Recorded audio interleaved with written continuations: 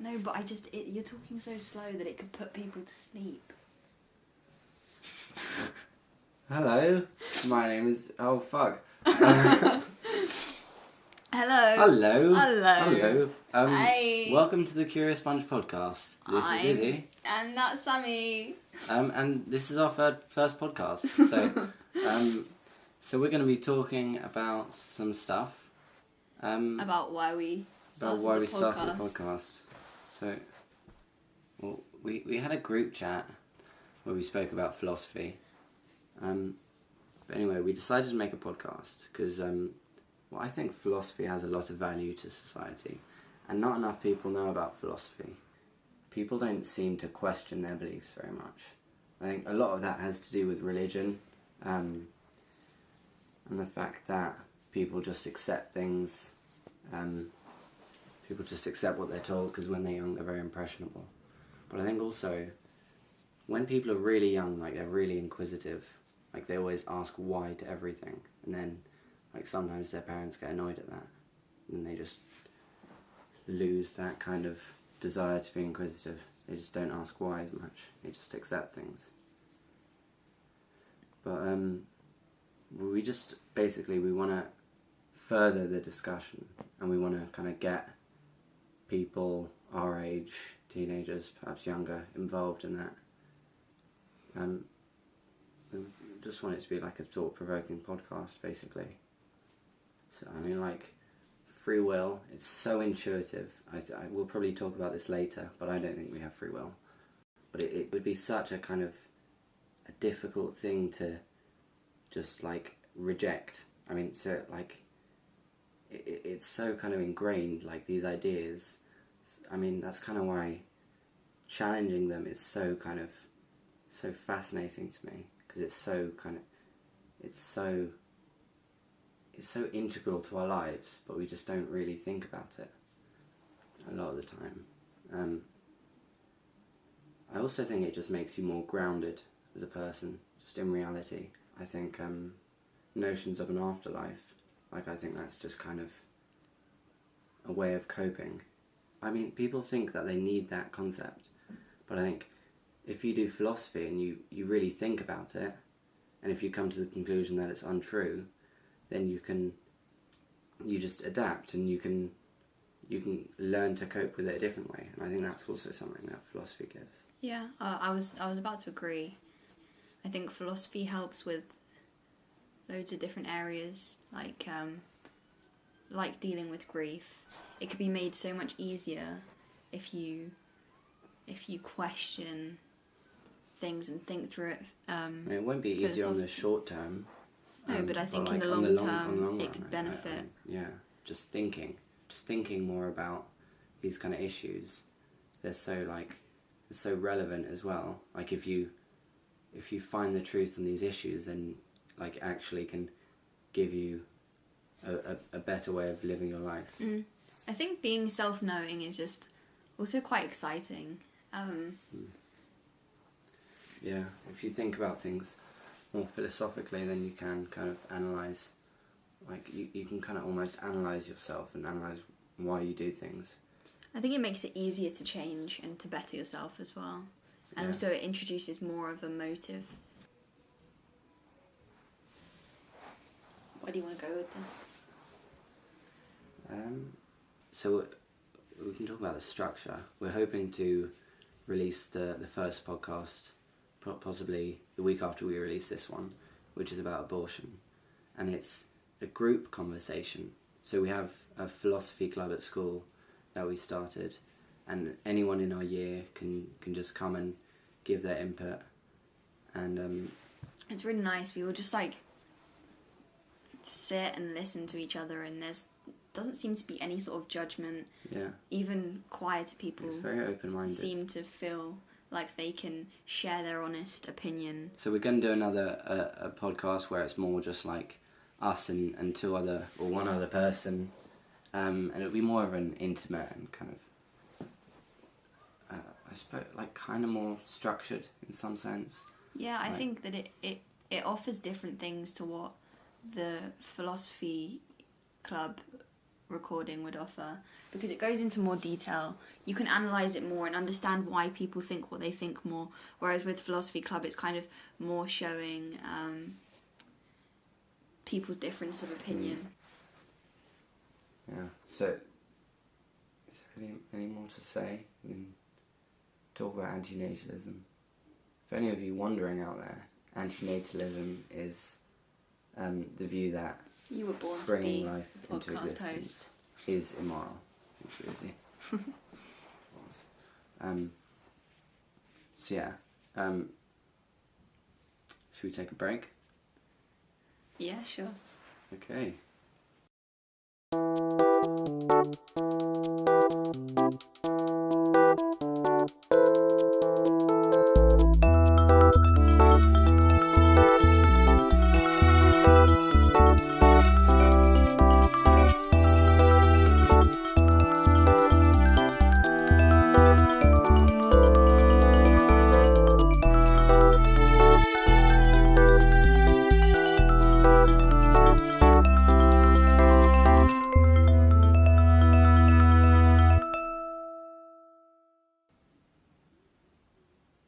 I feel like we should have hot drinks while we're doing a podcast. Just seems right. We can, but I haven't joined the Crowder Mug Club yet, so I don't know what we'd be drinking out of. I would not. I don't actually like him as a person. No, me neither. I think he's really stubborn. He does not want his mind changed in any way, shape or form. He has a really unfair advantage because he really cares about his reputation. Like, he cares about the way he looks.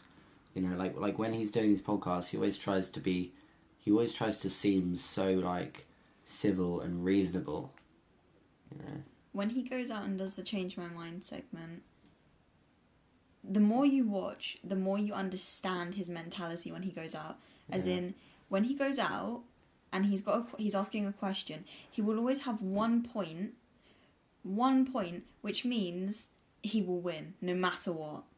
As in, when he did the one America is the Greatest Country, he had America is the only one with entrenched constitutional free speech laws. And that was his one thing, that if all else failed, he would revert back to that. And it really frustrated me, because also in that book that he has in front of him, he's got all of the questions, all the likely questions that someone might ask, and all the answers. He prepares so much for it and uses statistics and stuff. I don't think he should use stuff like that when he's arguing with people who don't have that on hand. But it's just the fact that he has such an unfair advantage. The saying, pick on someone your own size. He gets joy out of talking to university kids who haven't prepared for an argument. It's just, it really annoys me. Some of the things he has to say are interesting, and I do agree with some of the stuff he says. But it's just him as a person. I just can't stand him. It's like Milo Yiannopoulos. We have a lot of the same politics, but geez, that boy. He just does it to, what's the word? Provocate? Provoke. That's the word. He just does it to provoke. With Ben Shapiro, you can tell he doesn't do it to provoke. That's not the sort of person that he is. But I think from being a lawyer, he has that sense of control and calmness about him. He just does it because he genuinely believes that he's right and he wants the world to change. Whereas with Milo, he just wants to make a name for himself and annoy people. Did you see that thing about, who was it? That trans celebrity, and he was on a panel and he was sitting next to her, and then she got really violent towards him, or she threatened him. And the thing is, he refused to call her a her, or was it him? He refused to call him a her, and then she threatened him. But he wasn't doing that to provoke her. He was just doing it because he wouldn't play into, as he called it, her delusion. So he's not doing it to antagonise. I don't feel. I mean, a lot of people probably would think that he is, but I don't think he is. Would you call someone by their the preferred pronouns? Like realistically, not like on principle, but would you actually?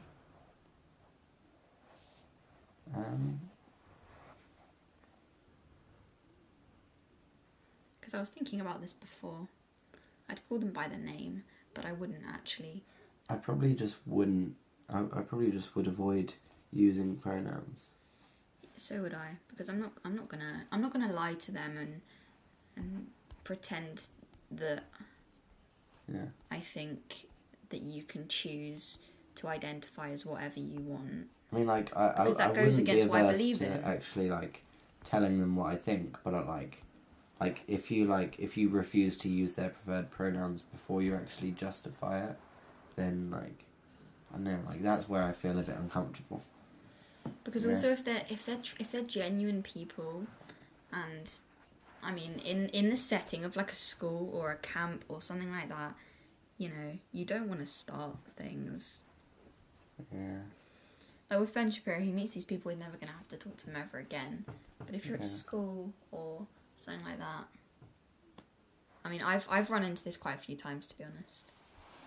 But I normally everyone who I've actually run into about this, I've questioned them about it. I've spoken to them and asked them about it, and they don't seem to be sure what they believe either. So. Yeah, me too. Well, kind of. I haven't spoken to that many people about it though. To be fair, I think the people that I have spoken to are at a disadvantage because they don't seem very articulate anyway. So I don't think they would handle questioning very well, regardless. Like that's where like you say disadvantage, like as if it's like a competition. Like that's what I don't like. Like I don't think it should be about winning. It's not about winning. It shouldn't be about trying to like get the upper hand. You should try and help them find the truth. I don't see it in terms of winning and losing. I do like winning though. I mean, do you not get a sense of accomplishment when you win a debate? No, because it's not clear when someone wins. I mean, like, I usually do think that I'm the most rational when I speak to people, but I don't think I win. Do you think that when you talk to me? We don't disagree that much, but yeah, sometimes. But I don't think I win. Like I just think I'm. Like the only real thing we disagree on is antinatalism, and I think what I have said has partially been more. What it feels reasonable. like to me though is like, you know, when you hear someone talk, like someone who believes that they are right, and has evidence to support it, like with some of these like right wing ideologies, I've listened to them and I've thought that's rational, but I've, you know, the way they're talking about it, it's rational. Everything that they've, you know, spoken about, all the evidence that they've cited, it seems like they've drawn a rational conclusion, which is what they're arguing. But then you watch a video on something on the other side of things, and it's someone else who really believes what they're talking about, really good speaker, and then they have their own evidence, and it supports what they're talking about, and then you feel really conflicted because you don't know what you don't know. Like, I have an explanation for that, and that's that it's confirmation bias. I mean, smart people are better at rationalising their false views. Yeah. So, I mean, that's when... Wait, what was I talking about again? You don't even remember. Oh, right, yeah. So, basically, your argument for antinatalism... Should we start? Should we start talking about antinatalism? Not yet. I just want to say this, Sammy. Your argument for it seems to be rational, but I don't feel like you've considered everything, and I don't know what there is else to consider. But I just don't feel in my head completely sure that I'm not completely sure that you've considered absolutely everything, and I feel like there's going to be something that is going to just completely I debunk think what I you're have talking considered about. it, but But then again, I mean, felt like, like I this. I don't felt like have this a- regarding free will, so that also makes me unsure. So I feel like that regarding free will. I used to feel like that when we would Right. debate it. Okay, where were we? I think we Do you want just to went. talk about antinatalism then? Yeah, we could. Alright. That's such a podcasty thing to say. Do you know what I mean? That's just a thing that I say. Yeah, but it just seems like Seems- a podcasty Yeah, thing. sure. So, antinatalism. I used to call myself an antinatalist, and my reasoning behind that was because, well, I'll reiterate the definition of antinatalism is the view that bringing someone into existence is immoral. Having your own child is immoral. And my reasoning used to be that you can't be certain enough that they will live a net positive life in order to justify it. And if they don't live a net positive life, then it's a negative outcome. And so I hadn't really accepted that as the reasoning. I think in the back of my head, I thought there was something I was missing, and then later, what I kind of it's I was kind of meaning to kind of think about this, but I just kind of hadn't gotten around to thinking about it in depth because I wanted to talk about it with someone else, and then I spoke about it with Joe, and I kind of I think that reasoning was flawed because although you can't be certain enough that there will be a negative outcome, you can't be certain enough that there will be a positive outcome to justify having a child. You can equally say that you can't be certain enough that there'll be a negative outcome in order to justify not having a child. I mean, I just don't think... I just don't think that line of reasoning worked for that reason. Because, I mean, who's to say that you're not certain enough in order to justify it? I mean, that seems like... Are you talking about in specific circumstances, or are you talking in all circumstances? I mean, I suppose when I think about antinatalism, I would think about it in my own life. Is it moral for me to have a child? How certain can I be that my child would live a happy life? A life worth living. I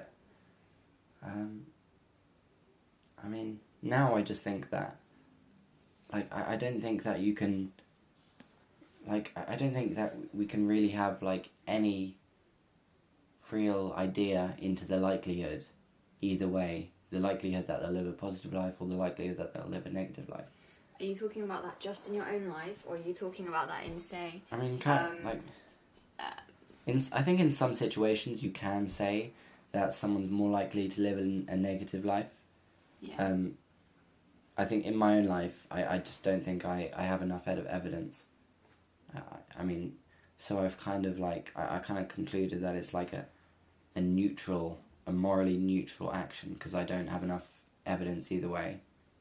Yeah, but it's active to bring someone into existence, whereas if you were not to bring anything into existence, yeah, I mean, then there would be no chance of suffering.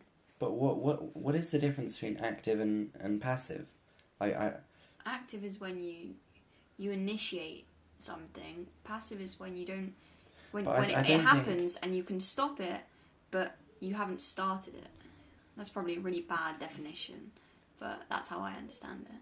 Yeah, I mean, active is when you constantly almost choose to do in this context you're choosing to do it. But in principle, I don't think there really is a difference between active and passive. Between the train tracks, the trolley problem, right? Where say it was just one person on one track and one person on the other track, I think, and you could pull the lever to put it to the other person. I mean, both outcomes would be exactly the same, but if you leave it to hit the first person, that's passive. But if you switch it just to hit the other person, then that's active. But it's the same. It's essentially the same outcome. Like what's really the difference except for your own conscience? I mean, that's really the only difference. But like, other than that, if we're considering what's moral and what's really the difference. Because hypotheticals can be applied to anything to make it seem rational, but if you was to apply it to this specific... But, hypotheticals, it's about the principle. It's about the principle that you apply. With hypotheticals, you see them all the time supporting claims which are wrong or not rational. Then there's something wrong with the way they've justified something in the hypothetical, or there's a false equivocation, or there's a false equivocation, so they haven't really the hypothetical isn't a correct analogy. It's one of the two. It's not exactly going to be the case that there's going to be a hypothetical and you reach one conclusion. So your belief that you can't be certain enough that there would be suffering as well as that there would be, happiness. Are you saying that applies to everyone? Because I thought you've only gone as far as to say in your own life. Is that the only thing you're applying it to? With most people, you can't be certain enough as well. I mean, I think there are only specific situations where you can actually make the judgment that it's more likely for them to live a life that's not worth living than a life that is worth living. I think sometimes you can say that, but I don't think we really have enough evidence to be able to say that, with most people's lives, with most people having a child. Can you objectively say? Can you objectively say what? What do you mean? Whether someone's life is worth living or not. So when I say a life worth living, the way I think about that is a net positive. A net positive life. And a life not worth living is a net negative life. Or, even a life worth ending, you could say, is a net negative life. So if I have had a net negative life up until this point, and then I died, would that be bad because then I would die with a net negative life? Or should I live and have more of my life be positive and then end up dying with a net positive life? Is it better that I've lived that second half to balance it out? Because what you can say is if you've lived such a net negative life, then you could possibly say that it's likely that you won't live a net positive life in the future.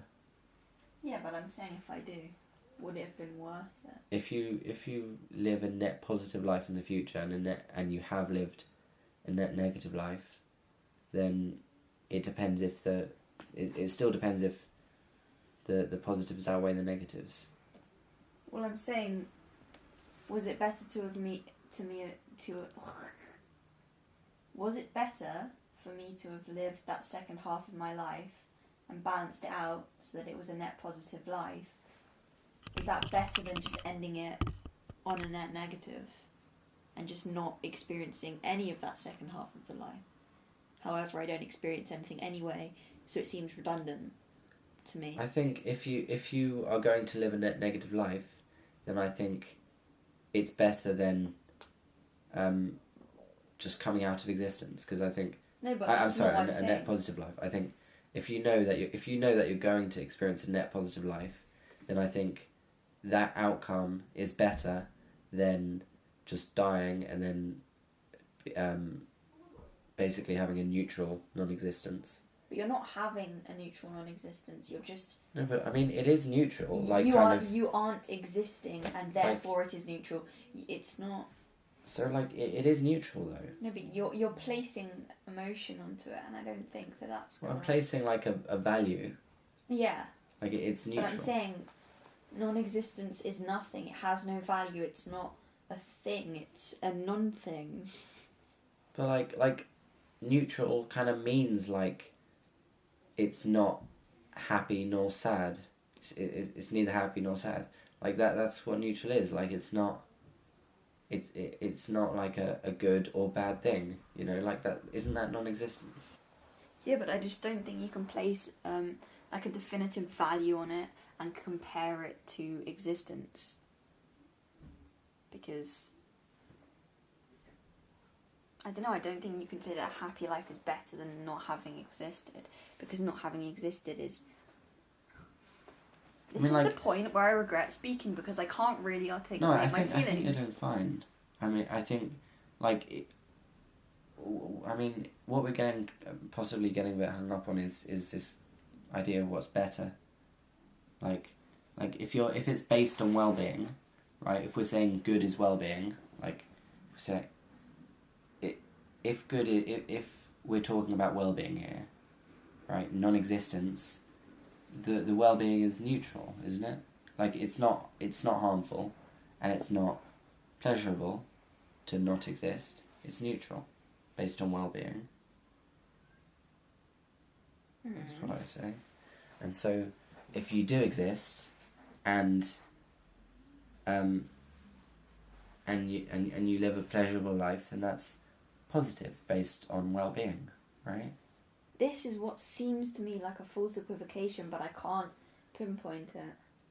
I can't articulate it, but I know kind of what I mean in my head, but not 100%. I hate feeling like this. Right. But I mean, it's a complex idea though. Like, what's good, what's neutral, and what's bad. Like, I mean, it is difficult to put a value on it, and I'm not sure if you can actually put like an objective value on it, because it is kind of subjective. But at the same time, like, it seems like you can say that although, you know, people might experience different things differently, like, you can say that, like, if you had an insight into someone's mind, like, you could say that they're experiencing this much pleasure, and another person's experienced this much pleasure. But the same, like, that kind of brings up the question of like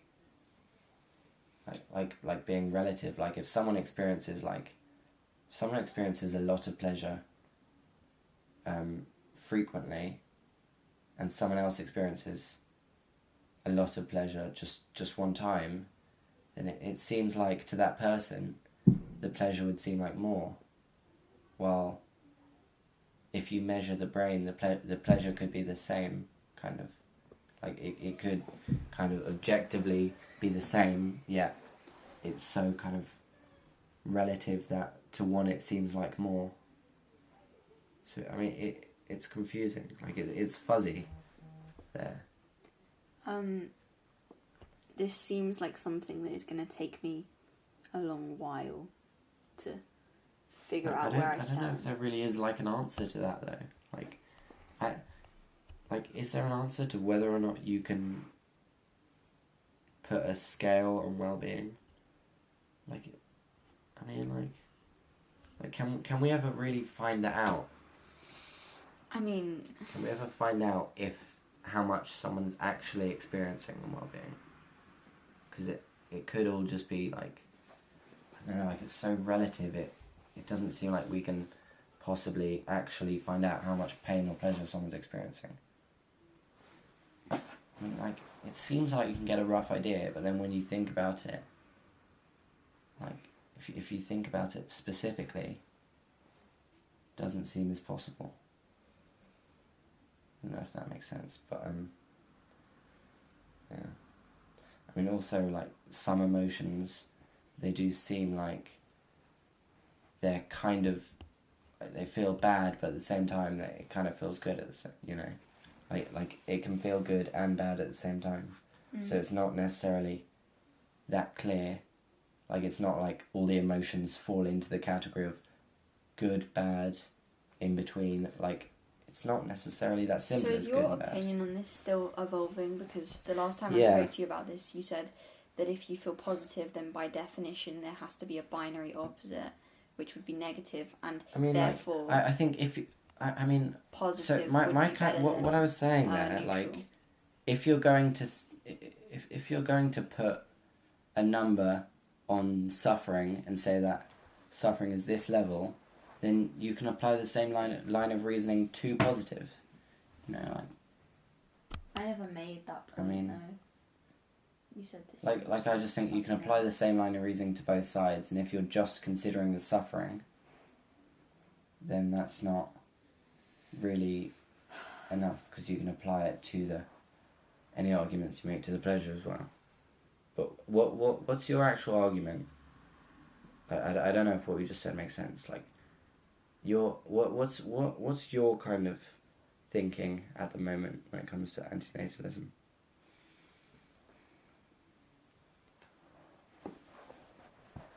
I do think it's immoral to bring something into existence, because I think there is such a high chance of suffering.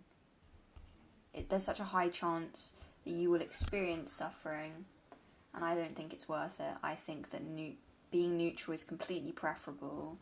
Another thought that kind of related to it was when we were talking to Cal about abortion, and she said that the baby has to have a choice whether it lives or dies. And therefore, you have to bring it into existence so it can then choose to die. But I don't think I don't think that line of reasoning is valid. I don't think that you can choose to die, because I think technically you might be able to, but in practice you can't, because you're held accountable to other people. You have to think about how it will affect other people, and you can't really just kill yourself unless you want to be selfish and why does the choice matter though? Like I still don't. No, but I'm just saying that it's not really a choice. It's like, you know. Yeah, no, I agree. It's not really, like, they're not really.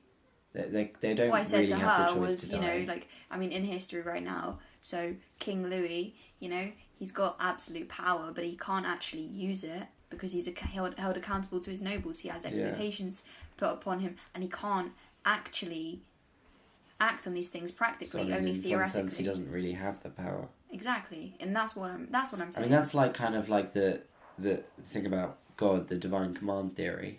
Like they say, like, people believe that God's omnipotent, yet he's omnibenevolent. So he would never do something bad, but he could do something bad, but he would never do something bad. So I mean, it kind of like if God's really omnipotent, then he can do something bad, and then he's not really omnibenevolent. So I mean, that's kind of like a similar thing. I mean, the thing is, like, possibly this all could change, but right now I feel like it's the most rational standpoint. However, as we both know, feeling a bit nihilistic nowadays, so, you know, I think that death is preferable in all situations. So I don't want that to be what I resort to with every I mean, like, I think argument. However, it seems to be my thinking. I've felt that way as well, though. That like you feel like death is just preferable. It's like nihilism is a feeling, but it's not really, because I'm still a nihilist. I just don't see it as negative. Like, it just depends on my mindset. Like, sometimes I see nihilism, so nihilism, just that life is basically meaningless. Like, I think life is meaningless, but I don't see that as a problem right now. I don't see it as a problem. I mean, I just think like, that if life is feel pointless, bad about it. I don't feel bad that life is pointless. Maybe because you're not suffering. Yeah, I don't. However, what I'm saying is, like, if life is essentially pointless and you're suffering, it seems like the most logical thing to just die. Yeah, it seems like it. I mean, that's like just excluding every other factor. I think that's something we could talk about as well. Like how society has the notion that life is good and death is bad, and like, were we talking about that early? But like that's something that philosophy really challenges. Like, when you really think about it, that is probably one of the first things that I learned in philosophy, was that it's not. Because they're like, it's so like intuitive, like it's ingrained in our evolution. Like when I say we naturally one of the think. things I learned from philosophy, it's not like a book that tells you life is meaningless, and it doesn't tell you things, but it makes you question things, and then these are the conclusions that I've arrived to through logical reasoning. It's just something that kind of it seems unexpected, but like, I mean, if you really think about it, I mean, like, and you ask, if someone says life is good, death is bad, murder is wrong, like, you can ask why, and I think you can keep asking why, and you can't really, people don't tend to really be able to justify it, I don't think. I mean, I think it's just... Well, yeah, that's why they get frustrated when you keep on asking. I mean, it's a preconceived notion that life is good and death is bad. Like, it's so intuitive, though. Like it really is, like that's from our evolution. Like, it's how natural selection works. We have a desire to live. Most of us. And we don't want to die. And that's just how our biology works. So when you're questioning that... The body biologically tries to stop you dying at any cost, I mean, really. like, yeah, I find that really interesting. Like, I love questioning that. Like, questioning something that is so kind of intuitive to me. Yeah, I mean, that's... It's just got me interested in so many how other I things. look at science now, like, from a philosophical perspective. I mean, I was interested in politics before philosophy, but philosophy has shaped my politics a lot as well. Yeah, I mean, I think more politicians should be philosophers. Yeah, I'd agree with that. Because then it's not just about practically what can you do with the constraints of society, but like, you know, what would be preferable, what is the most ideal situation, and how do we achieve that? It's so weird that politicians don't tend to be philosophers. I mean, philosophy kind of, at its essence, is just thinking about things like in more depth. I mean, it's basically just... I mean, politicians just don't really seem to think about it in that much depth. Like, they can think, like, if we want less people to get killed, then we should do this. Like, they can go that far, but then they don't go any further. They don't think, should we actually want less people to be killed? I mean, like, that's obviously just an example that I thought of, but like that, like, they just don't really seem to think about it any further than that. What were we talking about before? Nihilism. Yeah. And existence. I think these are big topics that we could discuss, and it could be interesting. I think we will discuss it more. I think this is a good introduction. The thing is, when we bring people onto the podcast and talk about these things, if that's what we're going to be doing with these specific subjects, it will just be someone. This is how I think about it anyway. This is how it will be someone pre-enlightenment, and then they will be enlightened by philosophy and come over to our side. I don't feel like there would actually be a rational argument, however closed-minded that sounds, because I am open to hearing other people's, how they rationalise it to themselves. But that's what I do feel like it would be with a lot of these things. If you're open-minded enough, you will agree with us. But maybe that's just closed-minded of me. No, I think that's the case. Just because I think I've thought about these positions so well. I'm confident in my views on a lot of things. But I don't think I'm closed-minded. Because, like, when people tend to assume that I'm closed-minded because because I believe strongly in my beliefs, but I don't think they will ever understand that I would be so excited if someone came, like how I was excited when you came and challenged my beliefs on free will. I was excited by that, and then my mind changed, and now, I very strongly believe that. Like, but if someone can come and disprove me, prove me wrong, I mean, like, I love changing my mind so much. Like, sometimes I'm just, like, in bed having a mini philosophical revolution in my head, and I'm just like everything has changed in my perspective. I mean, it might even just be, like, a tiny thing, but, like, it's really such a big deal. Margolis is just not a very philosophical name. Margolis, isn't it? Margolis? I mean, Kant, Locke, Bacon. Francis Bacon. I think it's like... Yeah, bacon, that was I think it's like a Jewish name, Jew name, Hebrew name. I don't know. Maybe it doesn't sound very But Jewish. it sounds Greek, doesn't it? I always thought it was Greek, but then I heard the Jewish version. I don't remember. That was just an update for Yes Theory's news. Oh, yeah. News. I started that. Thing. It's good. Yeah, I would suggest anyone listening to subscribe. They're just Yes Theory. Yes Theory is like a YouTube channel, and what's their byline? Was it Seek Discomfort? Seek Discomfort. That basically summarises what they're about. I mean, like, I agree with that as well, though. You know, like that's kind of relating to philosophy in some sense. Like, yeah, I would like think challenging your views, because people, I think in religion, that's the only way how you can like, grow as a person. I think there is that tendency to be comfortable as well. Like, you wanna cope with death by being able to see them later. That's comfortable. It's a comfortable thought. you want to stay the same religion as your family because you feel connected to them through religion, and that's comforting. I mean, I think a lot of it is comfortable, and a lot of what you don't challenge in philosophy is just because it's comfortable.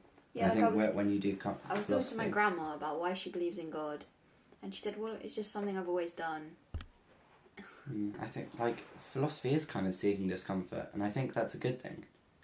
You know, I find it way more exciting. I do, yeah, me too. Seeking discomfort doesn't mean you're going to be feel discomfort all the time. It means that you can cope with it and then feel more comfort in a way. Yeah. Because you feel comfortable with more things, and then you just expand that. I think personally, I strive to do that sort of thing. I think it's way more exciting. Yeah. To push your limits rather than just sit there, go to work, come home, eat dinner, go to sleep. I find no satisfaction in that, no fulfillment in that. Like I think I don't think my life is very regular, and I think a big reason for that is because I think a lot, and I think about different things, like my kind of intellectual life, I suppose. Like it's so like it changes so much that it's not doesn't stay the same. Like I'm always changing my positions. Like kind of subtly, like small things. If you challenge things all the time, it just becomes so much more interesting in your own head. Yeah. Do you know what I mean? Also, I think you can be better at more things as well. You challenge yourself in philosophy. You kind of you don't like. I think also like people see philosophy as like a topic, like just a subject that you do, but really like it's applicable in so many other subjects, like philosophy of maths, philosophy of physics, just like philosophy of psychology, like philosophy of your own life. You know, like you just you think, like, to me it's a way of thinking. Like if you're interested in philosophy, or no, even if you're interested in self-improvement, or if you want to be better, if you want to even just be content in your life, you know, then thinking about things, I think it just,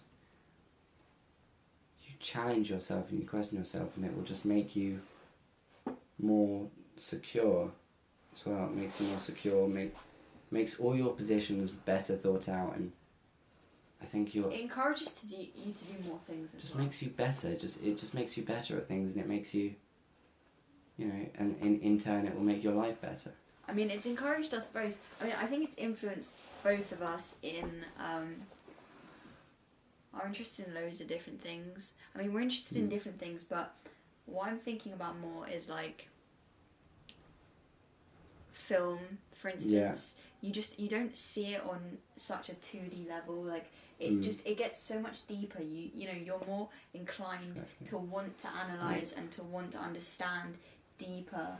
I mean, I feel like loads of people who don't say they do philosophy, but they could be interested in film, and they analyse it. I mean, in some sense, I mean they are kind of doing philosophy.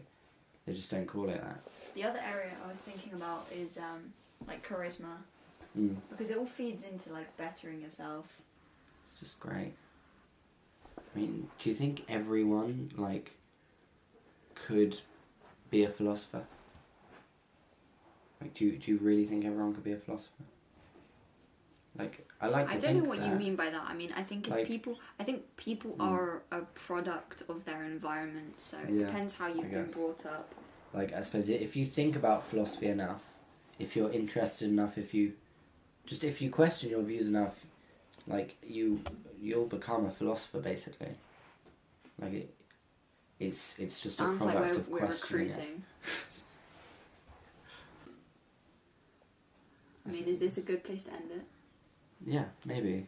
I mean, we've spoken about a lot of things. I'm happy with it. Like it is fairly slow, but I mean, we've spoken about most of the things I wanted to talk about.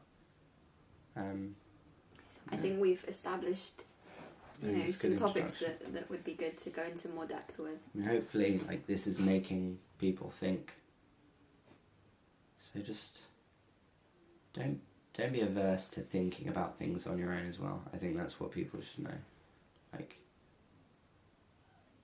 just like I think people also have a tendency to just try and get distracted, try not to think in some sense.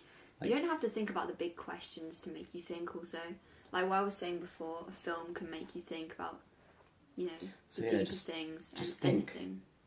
Everyone out there, start thinking, and stop drinking. Good one. Okay. Bye. I like that. I think that went really well.